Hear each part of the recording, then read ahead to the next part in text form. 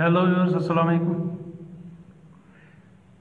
सातवीं जमात के mathematics class में आपका खैर मकदम है। तो हम कॉन्ग्रुएंस ऑफ ट्रायंगल्स के बारे में आजकल पढ़ रहे हैं। तो क्या क्या क्राइटेरिया है कि दो ट्रायंगल्स कॉन्ग्रुएंट होंगी, उसको हम थोड़ा ब्रीफली फिर रिवाइज करते हैं। एक क्राइटेरिया है SSS। इसका मतलब है एक ट्रायंगल के तीन साइड दूसरी ट्रायंगल के तीन साइड्स के बराबर होंगे। फॉर एग्जाम्पल, अगर हमारे पास ये दो ट्रायंगल्स हैं, इसकी साइड 2 सेंटीमीटर, 3 सेंटीमीटर और 4 सेंटीमीटर हैं, और इसके भी है 2 सेंटीमीटर, 3 सेंटीमीटर एंड 4 सेंटीमीटर। इसका मतलब है इनके जो साइड हैं वो एक दूसरे के बराबर हैं, तो ये दो ट्रायंगल्स कॉन्ग्रुएंट होंगे। इसको हम SSS रूल बोलते हैं, साइड साइड साइड। इसी तरह से दूसरा रूल है SAS, दो साइड और उन दो साइड से बनने वाला एंगल अगर बराबर हैं दो ट्रायंगल्स में, तो वो दो ट्रायंगल्स कॉन्ग्रुएंट होती हैं। जैसे यहाँ पर अगर हम देखेंगे, यहाँ पर एक साइड 3 सेंटीमीटर है, दूसरा साइड 5 सेंटीमीटर है, और इन दो साइड्स के बीच एंगल बनता है 45 डिग्रीज। ये ट्रायंगल, इसमें भी एक साइड 3 सेंटीमीटर है, दूसरा 5 सेंटीमीटर है, और इन ही दो के बीच में एंगल 45 डिग्रीज बनता है। तो इस तरह से SAS क्राइटेरिया के हिसाब से ये दो ट्रायंगल्स कॉन्ग्रुएंट हैं। इसी तरह से तीसरा क्राइटेरिया है ASA, दो एंगल और उनके बीच जो कॉमन साइड है, इंक्लूडेड साइड, वो इक्वल है दो ट्रायंगल्स में, तो वो दो ट्रायंगल्स कॉन्ग्रुएंट होती हैं। जैसे यहाँ पर अगर हम देखेंगे, एक ट्रायंगल ये है, इसमें एंगल एक है 70 डिग्रीज, दूसरा है 30 डिग्रीज, और इनके बीच जो ये कॉमन आर्म है, कॉमन साइड है, ये 4 सेंटीमीटर है। यहाँ पर भी है 70 डिग्रीज, 30 डिग्रीज और 4 सेंटीमीटर जो इसका इंक्लूडेड साइड है। इस तरह से ये दो ट्रायंगल्स ASA क्राइटेरिया के हिसाब से कॉन्ग्रुएंट है। इसी तरह से एक और क्राइटेरिया है जिसको हम RHS बोलते हैं। ये सिर्फ राइट ट्रायंगल्स में यूज़ होता है। अगर दो राइट ट्रायंगल्स हैं, नेचुरली उनमें एक एंगल 90 डिग्री होगा, राइट एंगल होगा, और अगर हाइपोटेन्यूज और एक साइड भी बराबर हैं, तो दो राइट ट्रायंगल्स कॉन्ग्रुएंट हैं RHS क्राइटेरिया के हिसाब से। जैसे यहाँ हम देखते हैं, एक तो राइट एंगल दोनों में है 90 डिग्री एंगल, ये वाला, और इसका हाइपोटेन्यूज 6 सेंटीमीटर है, इसका भी हाइपोटेन्यूज 6 सेंटीमीटर है, और एक साइड इसमें भी 5 सेंटीमीटर है, और इसमें भी एक साइड 5 सेंटीमीटर है। तो इस तरह से राइट एंगल, हाइपोटेन्यूज और साइड, यहाँ भी राइट एंगल, हाइपोटेन्यूज और साइड इक्वल है। इस तरह से ये दो ट्रायंगल्स RHS क्राइटेरिया के हिसाब से कॉन्ग्रुएंट है। RHS क्राइटेरिया सिर्फ राइट ट्रायंगल्स में ही इस्तेमाल होता है। अब हम एक्सरसाइज 7.2 से क्वेश्चन नंबर 2 देखते हैं। You want to show that triangle ART is congruent to triangle PEN। दो ट्रायंगल्स हैं, इनको हमें दिखाना है कॉन्ग्रुएंट। जैसे कि अभी हमने देखा, कॉन्ग्रुएंट अगर ऑर्डिनरी ट्रायंगल्स हैं राइट एंगल को छोड़ के, तो वहाँ पर तीन क्राइटेरिया हैं, SSS, SAS और ASA। तो इन दो ट्रायंगल्स को हमें कॉन्ग्रुएंट दिखाना है। तो पहले पार्ट में, ए पार्ट में है, if you want to use SSS criterion then you need to show. अगर हम SSS क्राइटेरियन यूज़ करेंगे, तब तो एक ट्रायंगल के तीन साइड दूसरे ट्रायंगल के तीन साइड्स के बराबर होनी चाहिए। यहाँ अगर देखेंगे ART कॉन्ग्रुएंट टू PEN, तब इसका AR जो है ये PE के बराबर आना चाहिए। इसी तरह से इसका RT जो है ये EN के बराबर आना चाहिए। इसी तरह से AT जो है ये इसके PN के बराबर आना चाहिए।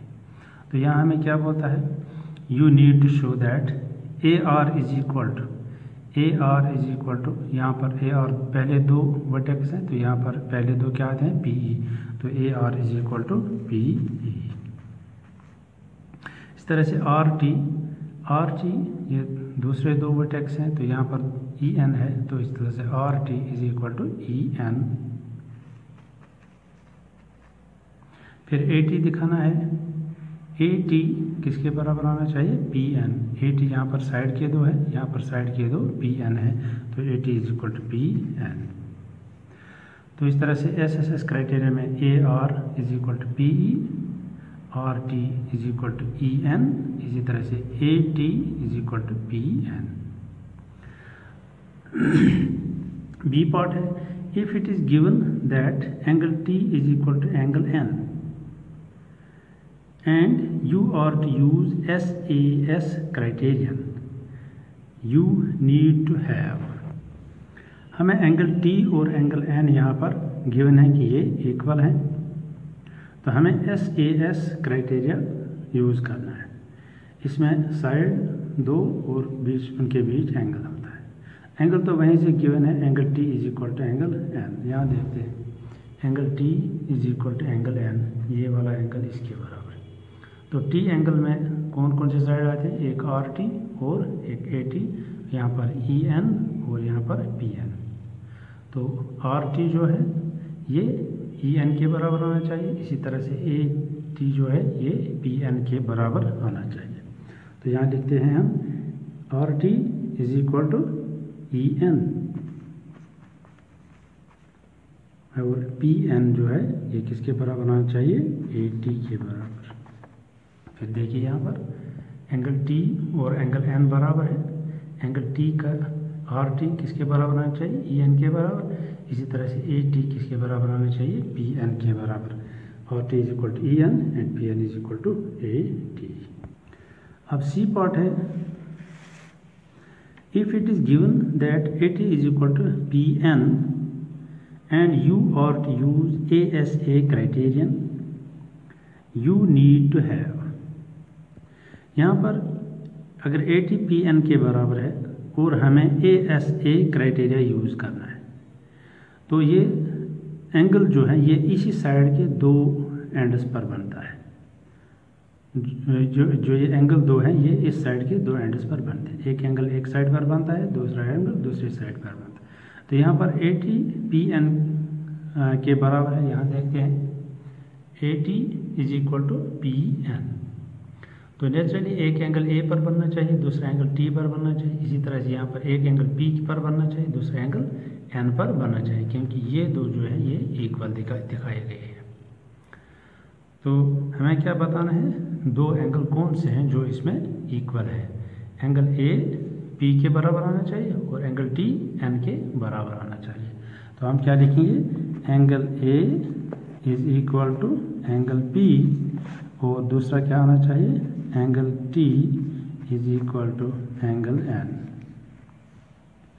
इसमें एक एंगल A पर बनेगा, दूसरा T पर बनेगा। इस तरह से इसमें एक एंगल P पर बनेगा, दूसरा N पर बनेगा। तो angle A is equal to angle P, angle T is equal to angle N और AT is equal to PN। इस तरह से दो एंगल और एक साइड, इसमें ASA क्राइटेरिया यूज होता है। आइए अब क्वेश्चन नंबर 3 देखते हैं, एक्सरसाइज 7.2 का। You have to show that triangle AMP congruent to triangle AMQ. In the following proof, supply the missing reasons. तो हमें दिखाना है triangle AMP is congruent triangle AMQ। यहाँ फिगर बनी हुई है AMP, ये ट्रायंगल हमें दिखाना है कॉन्ग्रुएंट AMQ। ये दो ट्रायंगल्स हमें दिखाने हैं कॉन्ग्रुएंट, और कॉन्ग्रुएंट के हिसाब से या तो SSS क्राइटेरिया होगा या ASA क्राइटेरिया होगा या SAS क्राइटेरिया होगा। यह हमें देखना है, यहाँ पर इसको प्रूफ किया गया है। यहाँ देखिए हम इसमें पहला स्टेप इसने लिया है PM is equal to QM। PM is equal to QM क्यों है, क्योंकि यहाँ इस पर भी दो निशान लगे हैं, इस पर भी दो निशान लगे, इसका मतलब ये दोनों बराबर है। तो ये क्वेश्चन में ही गिवन है कि ये दो साइड बराबर है, PM is equal to QM। तो हमें रीज़न बताना है PM is equal to QM क्यों है। हम लिखेंगे इट इज़ गिवन, ये क्वेश्चन में गिवन है। तो पहले पार्ट का रीज़न है PM is equal to QM because, क्योंकि ये गिवन है क्वेश्चन में दिखाया गया है फिगर में कि ये दो इक्वल है। इसी तरह से सेकंड है angle PMA is equal to angle QMA। Angle PMA किसके बराबर है, एंगल QMA के बराबर। क्यों है, यहाँ देखिए PMA ये वाला angle is equal to QMA ये वाला एंगल, ये एंगल और ये एंगल बराबर है। क्यों है, क्योंकि इसको भी दिखाया गया है दो निशान और इसके भी एंगल के भी दो निशान दिखाए, इसका मतलब ये दो एंगल्स इक्वल है। तो क्वेश्चन में दिखाया गया है कि ये दो एंगल्स इक्वल है, सो इट इज़ गिवन। हम लिखेंगे ये एंगल क्यों बराबर है, क्योंकि ये भी क्वेश्चन में दिया गया है, क्योंकि ये निशान दिए गए हैं कि ये दो बराबर है। इसी तरह से तीसरा है A M is equal to A M. यहाँ देखते हैं फिगर में A M is equal to A M. अब देखिए ए एम जो है ये साइड ये इस ट्रायंगल में भी बनता है, इसी तरह से ए एम साइड जो है ये इस ट्रायंगल में भी बनता है।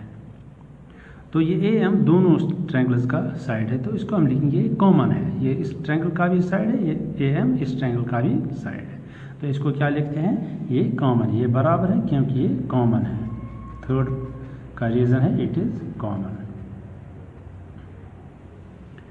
ठीक है, अब फिर दिखाया गया है triangle A M P congruent to triangle A M Q. इन तीन के हिसाब से ये दो ट्रायंगल्स कॉन्ग्रुएंट है। हमें बताना है कि कौन सा क्राइटेरिया यूज हुआ है। यहाँ देखिए एक साइड है, एक एंगल है और यहाँ फिर साइड है, तो दो साइड और एक एंगल। इस क्राइटेरिया हम क्या कहते हैं, S A S, side angle side. तो एस ए एस क्राइटेरिया इसको हम लिखेंगे, एस ए एस क्राइटेरिया।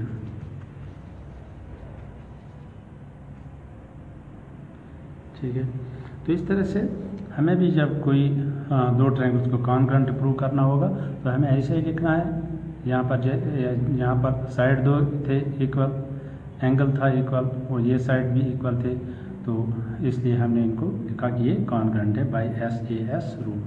इसी तरह से कोई भी फिगर होगी उसमें हमें देखना है कि कौन कौन से पार्ट्स इक्वल हैं, एंगल इक्वल हैं, साइड इक्वल हैं या क्या है, तो उसी के हिसाब से उसको फिर दिखाना है कि किस रूल के हिसाब से ये दो ट्रायंगल्स कॉन्ग्रुएंट बनती हैं।